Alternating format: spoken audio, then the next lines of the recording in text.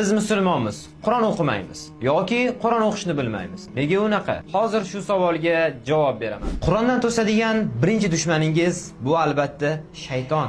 Shaytonning eng katta maqsadi sizni Qur'on o'qishlikdan to'sish. Rasululloh sollallohu alayhi va sallam aytdilar: Qur'on o'qisang shayton keladi va seni chalg'itmoqchi bo'ladi. Misol uchun, endi Qur'on ochmoqchi bo'lsangiz, uyqingiz keladi yoki biron bir ish esingizga tushib qoladi yoki-da telefon esingizga kelib qoladi. Savol: biz unga aldanamizmi yoki Qur'on o'qishni boshlaymizmi? Demak, shayton bizni eng ko'p Qur'ondan to'sishga harakat qiladi. Chunki Qur'onsiz musulmon yo'lsiz musulmon bo'lib qoladi. To'g'risini aytaman, Qur'on o'qishlikka bo'lgan eng katta tavsiyam, ertaga gunoh qilasizmi, zino qilasizmi yoki harom ishlar qilasizmi, baribir hammamiz o'lamiz. Shu narsani yodingizdan chiqarmasangiz, Qur'on o'qishlikka bo'lgan, ya'ni bizani tilda aytganda, motivatsiyangiz hech qachon so'nmaydi. Agar xohlasangiz, ustozingiz bo'lmasa, muallim Abubakr jamoasiga yozib bemalol o'qisangiz ham bo'ladi.